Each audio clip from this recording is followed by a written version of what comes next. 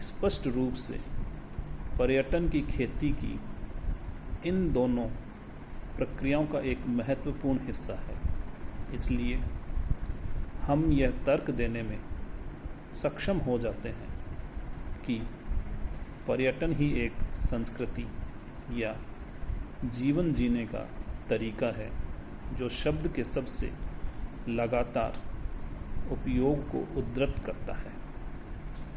यदि पर्यटन सामाजिक जीवन के अन्य क्षेत्रों की तरह अधिक सांस्कृतिक हो रहा है और खुद संस्कृति का एक रूप बनता जा रहा है, तो क्या सांस्कृतिक पर्यटन के एक अलग रूप के बारे में बात करना अभी भी संभव है?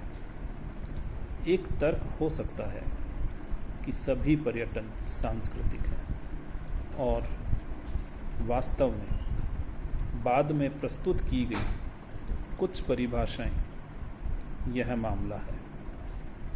यदि ऐसा है तो यह बहुत कम आश्चर्य है कि सांस्कृतिक पर्यटन विकसित हुआ है।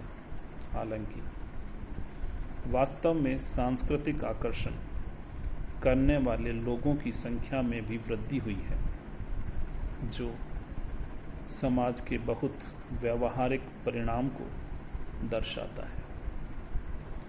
यूरोपीय विरासत समूह के अनुसार संग्रहालयों,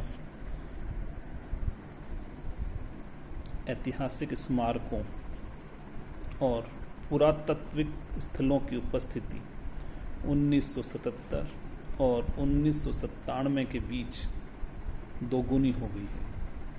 अन्य अनुमानों के संकेत मिलता है कि 1982 और 1995 के बीच यूरोप में संग्रहालयों और स्मारकों में उपस्थिति लगभग 25% बढ़ी है।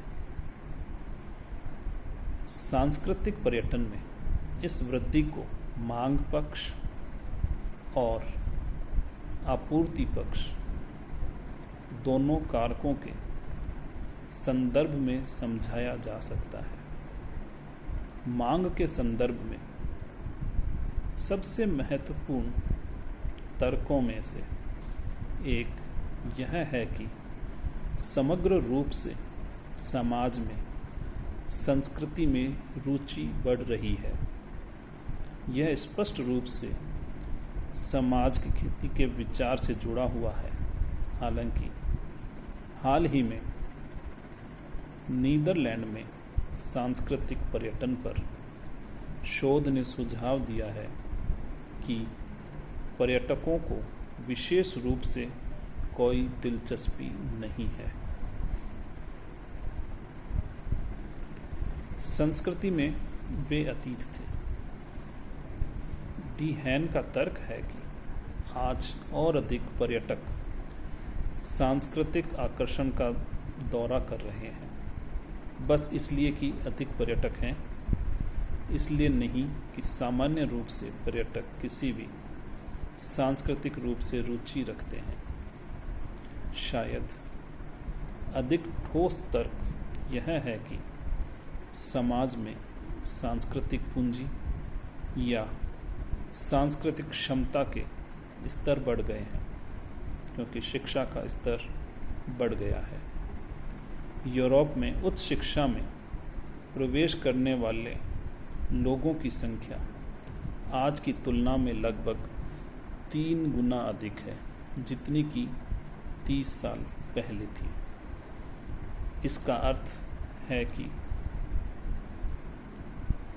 अधिक लोग संग्रहालयों, थिएटरों या ओपेरा जैसे उच्च सांस्कृतिक आकर्षणों द्वारा प्रस्तुत संस्कृति की व्याख्या और सराहना करने की स्थिति में है। इस प्रभाव को फ्रांस, ब्रिटेन और नीदरलैंड्स के संग्रहालयों में उपस्थिति के लिए बहुत स्पष्ट रूप से प्रदर्शित किया गया है। इसलिए ऐसा लगता है कि सांस्कृतिक पर्यटक आवश्यक रूप से खुद को संस्कृति में अधिक रुचि नहीं मानते हैं, लेकिन वे अधिक उच्च संस्कृति का उपभोग कर रहे हैं क्योंकि इसकी व्याख्या करने की उनकी क्षमता बढ़ती है। एक और प्रमुख सांस्कृतिक प्रवृत्ति जो विरासत उद्योग की वृद्धि में